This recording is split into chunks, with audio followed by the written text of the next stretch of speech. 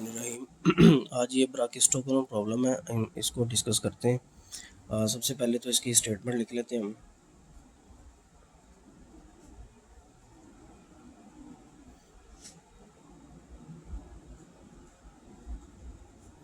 ब्राकिस्टोकोनम problem.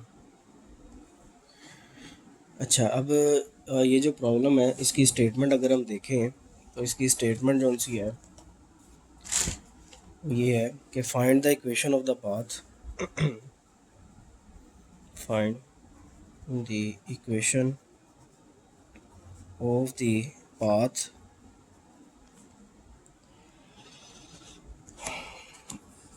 in space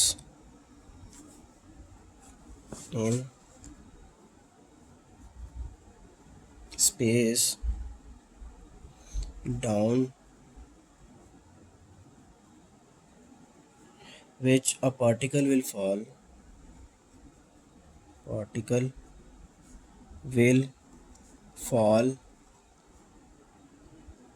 from one point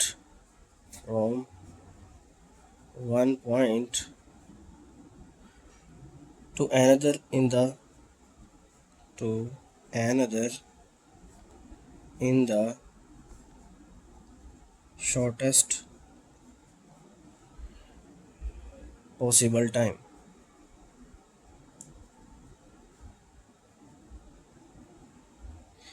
ठीक है, हमने उस पाथ की इक्वेशन फाइंड करनी है जो स्पेस में एक पार्टिकल नीचे की तरफ मूव कर रहा है एक पॉइंट से दूसरे पॉइंट की तरफ, और उसे कम से कम टाइम लगे, शॉर्टेस्ट पॉसिबल टाइम लगना चाहिए उस पाथ के लॉन्ग। एक ऐसा पाथ फाइंड करना है जिस पे टाइम कम से कम लगे और वो स्पेस से पार्टिकल नीचे की तरफ मूव कर रहा है from point A to B. तो फ़र्ज़ हम कर लेते हैं कि यहाँ पे बिलफर्ज हमारे पास एक पार्टिकल है, ठीक है, जो इस पॉइंट ए से मूव कर रहा है पॉइंट बी पे, नीचे की तरफ मूव कर रहा है। ठीक है, अब इस पाथ के लॉन्ग बिल फर्ज ये पॉइंट अभी मौजूद है पॉइंट पी पे, which is x comma y. Particle point P पे मौजूद है जिसके कोऑर्डिनेट्स एक्स कोमा वाई। ठीक है, अब हमारे पास जो रिक्वायर्ड कर्व है हमने वो फाइंड करनी है जिस पे टाइम कम से कम लगे पॉइंट ए से बी तक पहुंचने में। तो इसका मतलब है कि जो टोटल टाइम लगेगा from point A to point B, हम वो फाइंड करना चाह रहे हैं। तो इसको हम रिप्रेजेंट बिलफर्ज कर देते हैं। बिलफर्ज tau represents the total time taken from A to B by the particle। ठीक है, तो फ़र्ज़ कर लिए कि हमें टोटल टाइम लगता है ए से बी तक जाने में। अच्छा, अब हमें पता है कि जो स्पीड होती है, स्पीड है ये बराबर होती है ds/dt। तो यहाँ से अगर हम dt निकालें तो ये हो जाएगा ds/v। तो जस्ट यहाँ पे इनकी वैल्यूज़ को प्लग कर दें, ये आ जाएगा फ्रॉम ए टू बी, ये आ जाएगा ds/v। ठीक है, अच्छा, जब भी कोई पार्टिकल डाउनवर्ड मोशन कर रहा हो तो हमें पता है कि जो इक्वेशन ऑफ मोशन है इसके मुताबिक अगर इसकी हम वैल्यू फाइंड करें तो हमें पता है कि v square minus u square ये बराबर होता है 2g y। ठीक है, क्योंकि डाउनवर्ड मोशन जो है वाई एक्सिस के होंगे। ठीक है, और पार्टिकल जो सा है वो टुवर्ड्स द ग्रेविटी मूव कर रहा है, इसलिए यहाँ पे पॉजिटिव साइन आएगा। इनिशियल वेलोसिटी इसकी ज़ीरो है, तो यहाँ से वी स्क्वायर जो सा ये बराबर आ जाएगा 2g y, यानी v आ जाएगा square root of 2g y। तो ये वाली जो v की वैल्यू है ये हम यहाँ पे पुट कर देते हैं। This is integration from A to B, और जो ds है आर्क लेंथ, इसका फार्मूला हमारे पास होता है 2g y। ds की जगह हम लगा देते हैं इसका फार्मूला 1 + y प्राइम स्क्वायर, और साथ आ जाएगा dx। तो ये जो इतना हिस्सा हमारे पास अब लिखा हुआ है ये हमारा फंक्शनल है, इसको हमने एक्सट्रीमाइज़ करना है यानी मिनिमाइज़ करना है, ये हमारे टाइम को मिनिमाइज़ करना है। अच्छा, अगर इस फंक्शनल को अगर हमने एक्सट्रीमाइज़ करना है तो इसका मतलब है ये आइलर लाग्रांज इक्वेशन को सेटिस्फाई करेगा। तो हेयर यहाँ पे बता दें हमारा जो फंक्शनल है वो f वो आ रहा है स्क्वायर रूट ऑफ 2g तो हमारे पास कांस्टेंट है, इंटीग्रेशन से बाहर चला जाएगा। तो जस्ट जो वेरिएबल पार्ट है वो मैं अज्यूम कर रहा हूँ 1 plus Y prime square over square root of y. ये हमारे पास गिवन फंक्शनल है, इसको हमने एक्सट्रीमाइज़ करना चाह रहे हैं। ये फंक्शनल एक्सट्रीमाइज़ उस वक्त होगा अगर ये आइलर लाग्रांज इक्वेशन को सेटिस्फाई करेगा। अब चूंकि हम देखें कि यहाँ पे हमारे पास जो गिवन फंक्शनल है वो इंडिपेंडेंट ऑफ एक्स दिया गया है, तो अगर इंडिपेंडेंट ऑफ एक्स है तो सेकंड जो केस था special case of Euler Lagrange equation, उसके मुताबिक हमारे पास जो आइलर लाग्रांज इक्वेशन है उसकी फॉर्म बन जाएगी आइलर लाग्रांज इक्वेशन बिकम्स, हो जाएगा F minus Y prime partial derivative of F with respect to Y prime is equal to some constant, बिलफर्ज उसका नाम ए है। ए यहाँ पे हमने कोई कांस्टेंट का नाम रख दिया। अच्छा, अब यहाँ से हमने क्या निकालना है, जो पार्शियल डेरिवेटिव है एफ़ का with respect to Y prime वो निकाल लेते हैं हम, ठीक है, ताकि उसकी वैल्यू को यहाँ पे पुट किया जा सके। तो functional F as it is आ जाएगा, उसको हम ऐसे लिख देते हैं 1 plus Y prime square divided by square root of Y minus Y prime as it is, ठीक है।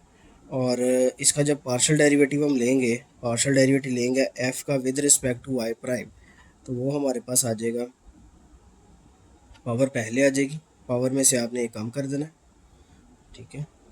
तो ये आ जाएगी आपके पास जी वाई प्राइम वैसे का वैसे ही है। फिर इसका जब डेरिवेटिव लेंगे हम, तो यानी इसका डेरिवेटिव लेना with respect to Y prime, तो जो स्क्वायर रूट वाई है वो तो कांस्टेंट रहेगा, ठीक है। आगे इसका डेरिवेटिव जब हम कैलकुलेट करेंगे तो ये आ जाएगा, पावर पहले आ गई, पावर में से कम कर दिया, तो ये आ गया 1 प्लस वाई प्राइम स्क्वायर। इसकी बेस के डेरिवेटिव से आगे मल्टीप्लाई करेंगे तो वो आ जाएगा 2y prime is equals to 0, ठीक है। 2 और 2 कैंसिल आउट हो जाएगा, वाई प्राइम और वाई प्राइम, ये वाई प्राइम का स्क्वायर बन जाएगा। तो सिंप्लीफाइड फॉर्म में देखिए हमारे पास ये बन जाएगा 1 plus Y prime square divided by square root of Y minus Y prime square divided by, ये आ जाएगा square root of y into square root of 1 plus Y prime square is equals to 0। ये हमारे पास इसकी form बन गई। अच्छा, अब नेक्स्ट इसको थोड़ा सिंप्लीफाई कर लेते हैं। Is equals to some constant A था। अच्छा, नेक्स्ट इसको थोड़ा सिंप्लीफाई अगर करते हैं हम, तो सिंप्लीफाई करने से ये हमारे पास बन जाएगा, इसका एलसीएम ले लेंगे, एलसीएम में हमारे पास आ जाएगा square root of Y and square root of 1 plus Y prime square, और यहाँ आ जाएगा 1 plus Y prime square minus Y prime square is equals to some constant A, ठीक है। Y prime square cancel out हो जाएगा, और दोनों तरफ अगर स्क्वायर कर देंगे तो बच जाएगा 1 over Y into 1 plus Y prime square is equals to ए।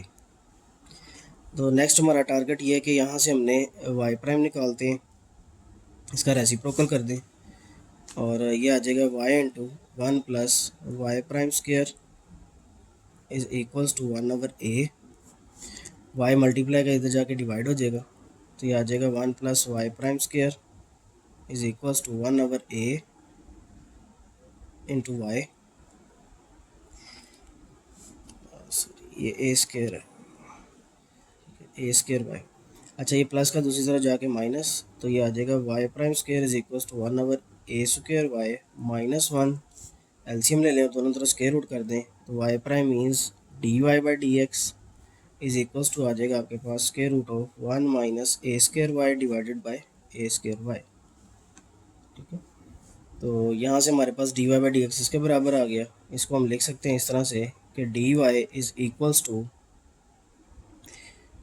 ये और D X is equals to लिख देते हैं, ये आ जाएगा हमारे पास D X is equals to square root of A square Y divided by 1 minus A square Y, और साथ आ जाएगा डी वाई। अच्छा, अब इसको हम नाम दे देते हैं इक्वेशन 1 का। इसकी हमने वैल्यू जो सी है वो फाइंड करेंगे, हमें एक्स और वाई की वैल्यूज़ चाहिए बेसिकली। एक्स और वाई की जो वैल्यूज़ आ जाएंगी तो बेसिकली वो पैरामीट्रिक इक्वेशन होंगी उस कर्व की जिसके अलोंग हमें टाइम कम से कम लगेगा, तो हम वो फाइंड करने की कोशिश करते हैं। तो हम यहाँ से लेट कर लेंगे कि let a square y is equals to sine square theta by 2। ये हम सब्स्टिट्यूशन कर देते हैं। ठीक है, तो यहाँ से देखें वाई हमारे पास क्या आ जाएगा फिर 1/a² sign square theta by 2। ठीक है, और अगर हम यहाँ से डी वाई निकालें तो डी वाई हमारे पास जो बनता है डी वाई आ जाएगा d Y is equals to 1/a²। इसका डेरिवेटिव लेंगे तो पावर पहले आ जाएगी, पावर में से कम कर दिया, इसकी बेस का derivative cos theta by 2, angle का डेरिवेटिव 1/2। ठीक है, तो यहाँ से हमारे पास ये बन जाएगा, ये आ जाएगा हमारे पास 1/a², वो टू कैंसिल आउट हो जाएगा, 1/a², यहाँ आ जाएगा sign theta by 2 cos theta by 2। ये हमारे पास डी वाई की वैल्यू आ गई है। ठीक है, अच्छा अब इस डी वाई की जो वैल्यू है इसको अगर हम इक्वेशन 1 में पुट कर दें तो डी एक्स आ जाएगा। ठीक है, और वाई तो हम पहले से निकाल चुके हैं। ठीक है, और तो इसको हम पुट कर देते हैं, पुट इन 1, इसे इक्वेशन 1 में पुट कर देते हैं, तो D X is equal to आ जाएगा square root of a² Y की जगह हमने लगाना है यहाँ पे sign square theta by 2 divided by 1 minus sign square theta by 2। अच्छा, और डी वाई की जगह हमने लगा देना है 1/a² sign theta by 2 cos theta by 2। अच्छा, 1 minus sine square cos square के बराबर हो जाएगा, ऊपर साइन स्क्वायर है नीचे कोस स्क्वायर आ जाएगा, तो लिहाजा स्क्वायर रूट खत्म होने के बाद ये बन जाएगा sine over cos, sine theta by 2 over cos theta by 2। वो कोस थीटा बाई 2 इस कोस से कैंसिल आउट हो जाएगा। ठीक है, और यहाँ पे हमारे पास जो फॉर्म बन जाएगी वो आ जाएगा sign theta by 2 1/a² sign theta by 2 divided by cos theta by 2, और यहाँ पे आ जाएगा sign theta by 2 cos theta by 2। कोस कोस से कैंसिल आउट, साइन से मल्टीप्लाई होगा तो साइन स्क्वायर बन जाएगा, तो लिहाजा हमारे पास जो डी एक्स है वो देखते हैं हम जी। जो हमारे पास डी एक्स है वो हमारे पास बराबर आ गया 1/a² sign square theta by 2। अच्छा, अब हम इसकी जगह जो सा है उसकी वैल्यूज़ लगा देते हैं। साइन स्क्वायर थीटा बाई 2 उस पर हाफ एंगल फार्मूला लगाएंगे तो बन जाएगा 1/2a² 1 माइनस कोस थीटा, और ये डी एक्स आ गया। अच्छा, इसे इंटीग्रेट करेंगे तो एक्स निकाल लेते हैं, इंटीग्रेट कर दें तो ये एक्स इक्वल्स टू आ जाएगा 1/2a² थीटा, कोस की इंटीग्रेशन करेंगे तो माइनस साइन थीटा, और साथ में प्लस हम कांस्टेंट ऑफ इंटीग्रेशन b, ये हमारे पास एक्स आ गया। ठीक है, अच्छा अब मज़ीद इसके अलावा यहाँ से अगर हम देखें तो y हमने क्या लिखा था, also y is equals to था 1/a² साइन 1/a² वो था sine square theta by 2 sine square theta by 2। यहाँ पे भी दोबारा हाफ एंगल फार्मूला लगाएंगे तो बन जाएगा हमारे पास y is equals to 1/2a² 1 minus cos theta. ठीक है, तो ये हमारे पास x की वैल्यू भी आ गई, y की वैल्यू भी आ गई, which is the equation of cycloid. ठीक है, तो which are the parametric equation of cycloid. ठीक है, ये पैरामीट्रिक इक्वेशन आ गई साइक्लॉइड की। तो इसमें हमारे पास जो साइक्लॉइड की इक्वेशन आई हैं, तो इसका मतलब है अगर आपने किसी पहाड़ से नीचे की तरफ उतरना है तो सर्कुलर पाथ जो सा है वो हमारे पास सबसे शॉर्टेस्ट पाथ होता है किसी भी ऊंचाई से नीचे की तरफ उतरने के लिए, बजाय ये कि हम स्ट्रेट लाइन के ज़रिए आएँ। तो इसमें मैं आपको कुछ एलेबोरेट भी कर दूंगा एंड में, कुछ विजुलाइजेशन के ज़रिए, तो उसमें आप देख लीजिएगा इसे कि किस तरह से बन रहा है।